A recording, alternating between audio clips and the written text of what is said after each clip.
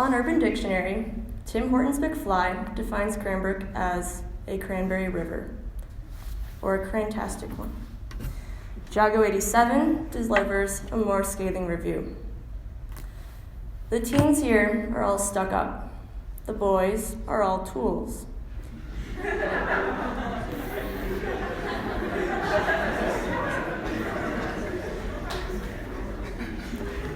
The girls are most likely found cruising the streets of Bloomfield in their pink car from Daddy.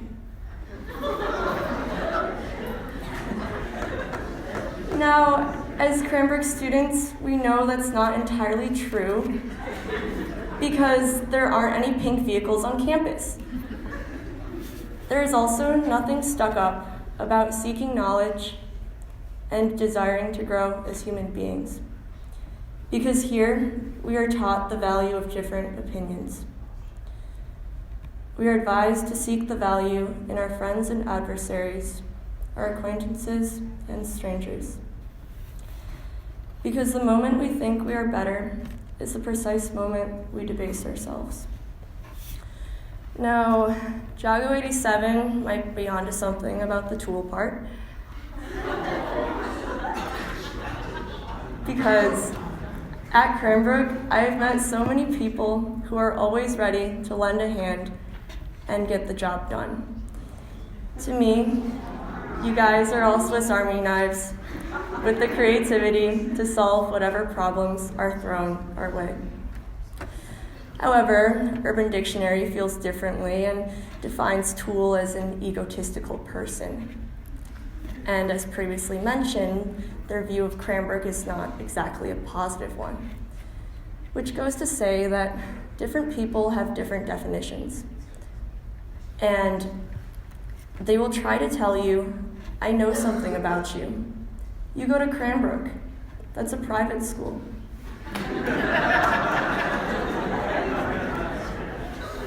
And Eminem isn't wrong. We do go to Cranbrook, which is a private school, but education here extends far beyond the classroom.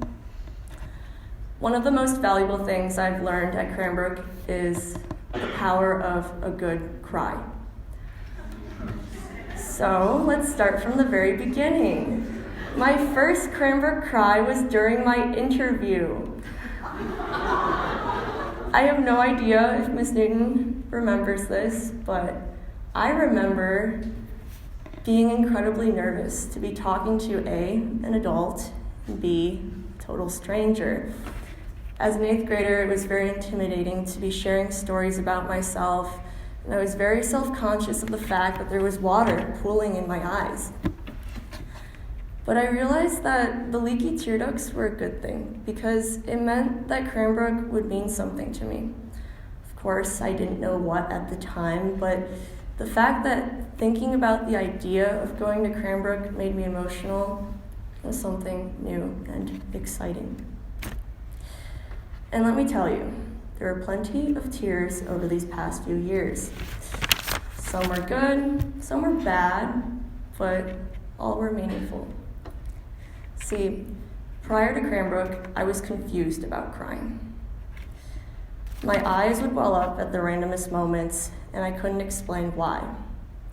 It felt like crying was something embarrassing and wrong, something only appropriate for mourning and heartbreak, which my 13-year-old self was definitely too young for. But I see tears now as a proof of feeling, a sign of humanness, a reminder to express myself and own up to my emotions, to slow down and reflect, to understand that it's okay to not be okay and you just need to be. At Cranbrook, I was able to grow emotionally. Over the past few years, I've cried fat, silent tears and loud, sniffly ones. I've ripped boxes of tissues to shreds and blown my nose in countless rolls of toilet paper. I've doubled over trembling with anxious nausea. I've found myself overthinking the past and filling up with regret. I've even realized that sometimes my eyes just get really watery because it's super cold outside. But in addition to all those not so great feelings, I've also laughed and cried tears of indescribable joy. I've smiled big toothy grins and small secret ones. I've danced and pranced around screaming, energy coursing through my entire being, and I think Cranbrook means so much because it has been home to all of my best and worst memories. Because the fact is, good can't exist without bad, and my definition of Cranbrook includes the two. Everyone's experience is different, whether you're a lifer or a 2-year boarder. We are all connected by this school and the people that bring so much meaning to this place of self-discovery. So listen up if you've been ignoring me this entire time. Don't ever try to judge me, dude. You don't know what I've been through. Keep Eminem's words close to heart as the year progresses, for there is strength in vulnerability and richness in an open mind. Thank you.